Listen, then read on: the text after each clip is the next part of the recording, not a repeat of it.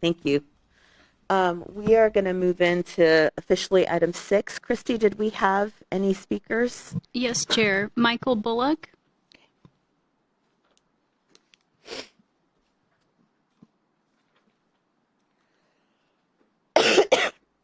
Hi there. Welcome back. It's been some time. It has. It's good to be back. Michael Bullock, I'm the president for the Austin Police Association. Just kind of wanted to provide a little bit of context around this conversation as well. First and foremost, I think addressing concerns is absolutely understandable, making sure that things are in line.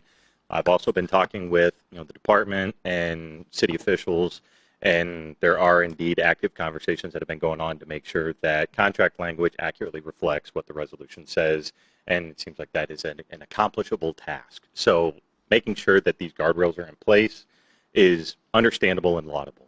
But I also want to provide some perspective here as to how exactly the data is indeed being used and some of the controls and similarities between other policies that the department has in place.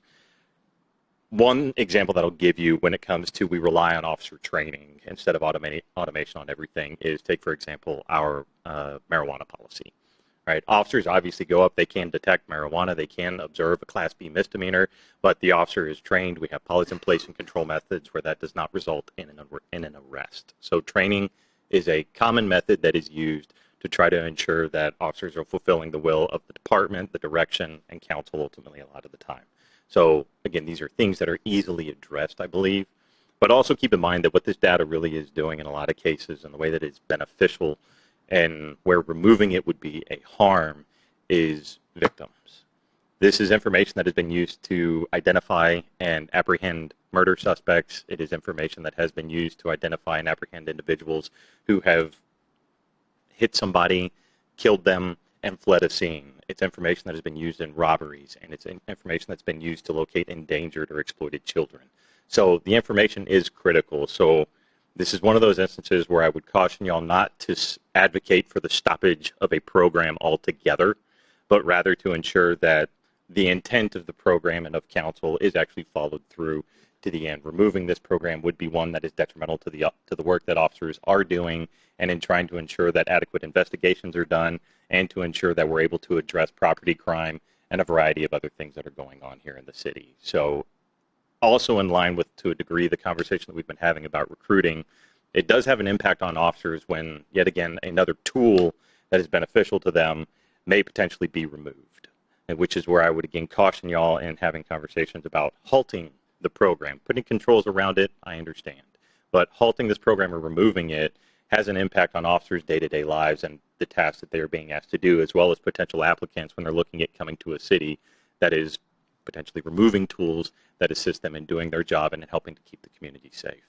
So again, I understand wanting to address concerns, controls. I believe those are things that can be addressed, and they're not ones that need result in this program being eliminated or rolling back in time where we have been previously. Thank you. Did we have anybody else, Christy? Okay. With that, I just wanted us to go ahead and move into our recommendation language. I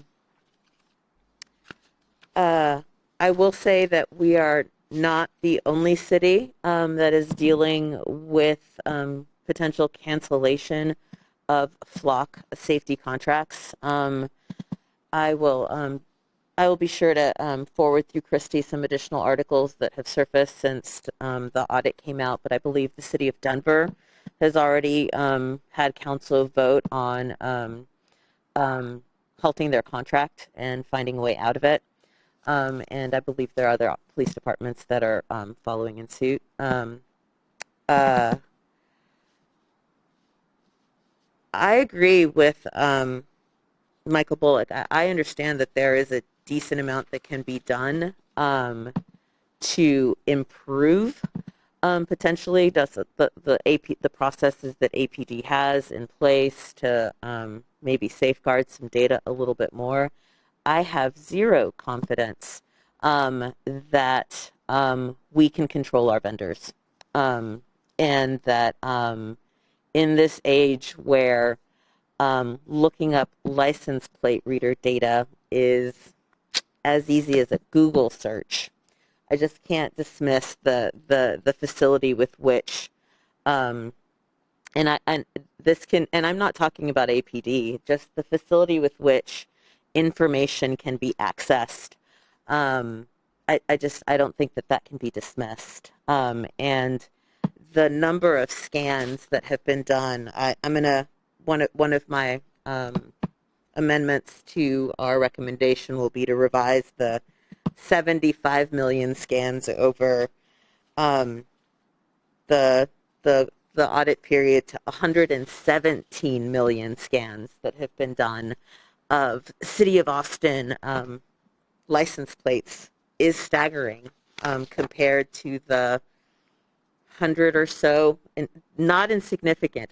I will not dismiss that there was some good work that came out of these, but the ratio is just, I'm not sure it's worth it for the amount of privacy that our citizens are losing in light of everything that is going on the federal level and on the state level. So with that, you guys have the recommendation in front of you. Can I have a first and a second, and then we can open up discussion? First. Second. Okay. Do we have any further discussion, questions, amendments, changes? I will go ahead and come forward and just say if we can, in the next to last whereas, if we can amend the 75 million scans to 117 million scans, just for the sake of accuracy and so that it's in line with the presentation we just got. Chair, is that still accurate with the April 2025 date? I believe that they hit with the April 2025 date. Yes, I do believe. Yes. Okay. I think I'll take I'll inappropriately offer a motion to offer the amendment. Can I have a second? Okay. Can I have a show of hands for that amendment? 1, 2.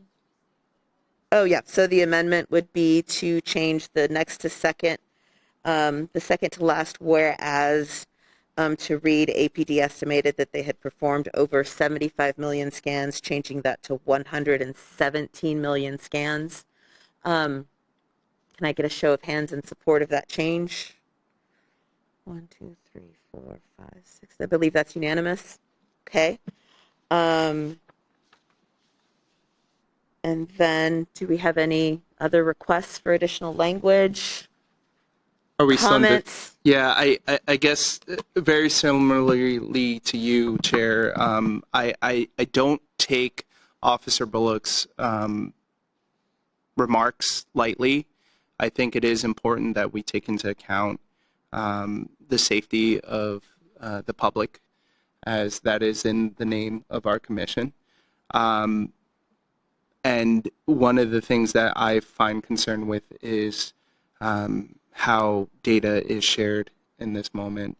I'm not convinced that based on the measures we discussed today, that information, as Chair had mentioned, is safe.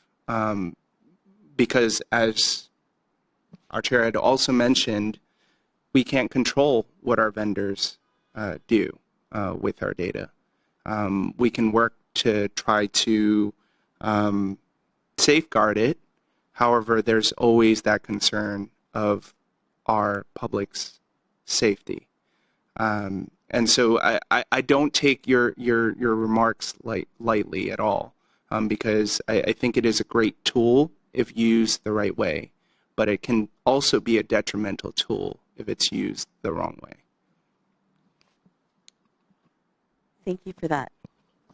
Yeah, Commissioner Bernhardt.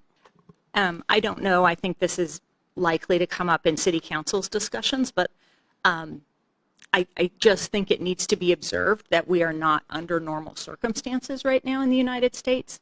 And it's not just the immigration enforcement. I think that we know that we have a presidential administration that is absolutely uninterested in any constitutional limitations on its authority, and for that matter, following a huge amount of federal law. So any opportunity that federal law enforcement have to access the city of Austin's data really should be viewed as an opportunity for civil rights and civil liberties violations to be facilitated. It's an extraordinary time. This, it's hard to know where the level of your, concern about that should be, but it's a huge amount of concern, I think, for anybody who cares about civil liberties. Thank you. Do we have any additional comments? Commissioner Smith.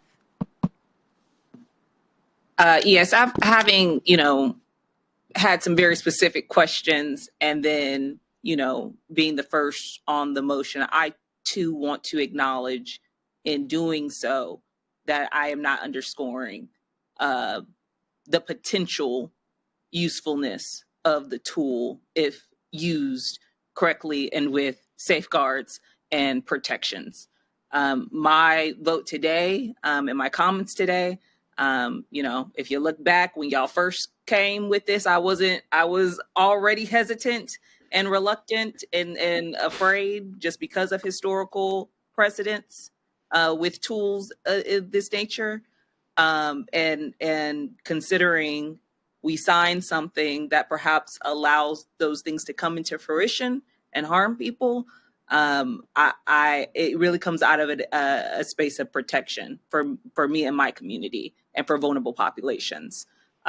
If we do the hard work of ensuring that even with the tools that you say you need, even with doing that, you ensure the protection of other vulnerable populations, then we can talk about it at that time. But until that is, I don't think you do both of those at the same time. I don't think you work on legal language and also be doing your program. Get things straight and protect it first, and then evolve and try to expand. So I just wanted to underscore, I understand, all of those arrests, or allegedly all of those arrests and findings and use of that tool helped the community, as you allege. However, and out of protection, I think it's best that we pause completely until it is assured, not just you saying it, but assured in writing and legalese and binding contracts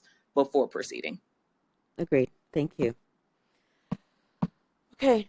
Unless we have any additional comments, we're just going to go ahead and call for a vote.